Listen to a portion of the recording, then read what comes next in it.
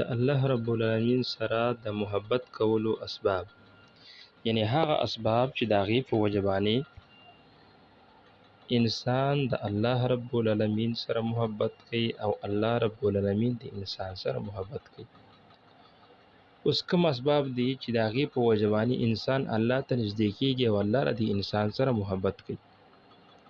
نو د اسبابو نه مخکې دا خبره که یو انسان دا غواړي چې د الله تعالی د انسان سره محبت وکړي او دا انسان د الله سره محبت وکړي، نو دا انسان به هغه کارونه پرېږدي د کوم کارونه چې الله تعالی منع کړي ده، کوم کارونه چې الله تعالی حرام کړي دي.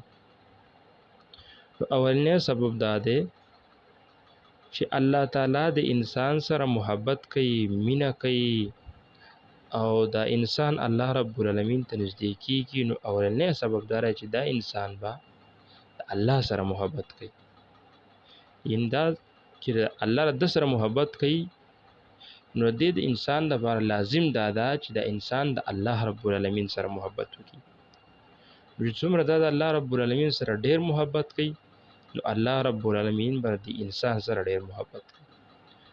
د الله رب العالمین سره محبت کول د هغه د دین قدر کول دي، د هغه چې کوم حدود مقرر کړي د هغې احترام کول دي، د هغې چې کوم نیک او حلال کارونه دي د هغه کول دي، د حرامو نه منع کېدل دي.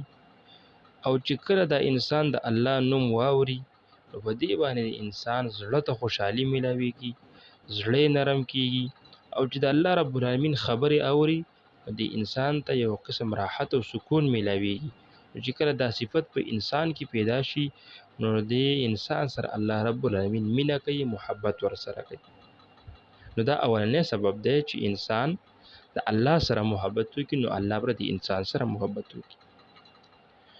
دویم سبب چې الله رب العالمین د انسان سره مینه کوي، محبت کوي، نو دا انسان به د قرآن سره مینه کوي، د قرآن سره به مینه کوي، د قرآن سره محبت کوي، د قرآن به تلاوت کوي، په قرآن کې به سوچ کوي، فکر به کوي، د قرآن کې به د قرآن علم به حاصلوي.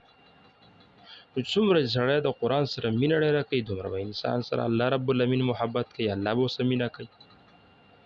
او چې څومره انسان د قرآن نه لري، د الله د کتاب نه لري، نو دومره به دا انسان د الله رب العالمین نه لري. د الله رب العالمین سره محبت دویم سبب د قرآن سره محبت دی. ځکه نیکان او هغه خلک چې هغه د الله رب العالمین خوښ دي، هغه همیشه د قرآن تلاوت کوي، د قرآن سره مینه کوي، د قرآن سره محبت کوي. یو صحابي رسول صلی الله علیه وسلم به په هر رکعت کې سورت اخلاص وایي. صحابه راله رسول الله صلی الله علیه وسلم ته شکایت وکړو، رسول الله صلی الله علیه وسلم ورته پوښتنه وکړه تاسو دا ولې کې؟ نو هغه ویل چې لأنها صفة الرحمن، ځکه چې دا د الله رب العالمین صفت دی. دا سورت اخلاص په دې کې د الله رب العالمین توحید بیانېږي، د الله صفت پکې بیانېږي. نو ځکه دا ویم د دې زما مینه ده، محبت مې دی. رسول الله صلی الله علیه وسلم ته وفرمایل چې ان حبک ایاها ادخلک الجنه، چې د دې سره مینه کول، د دې سره محبت په وجه باندې الله رب العالمین ته جنت ته داخل کړي.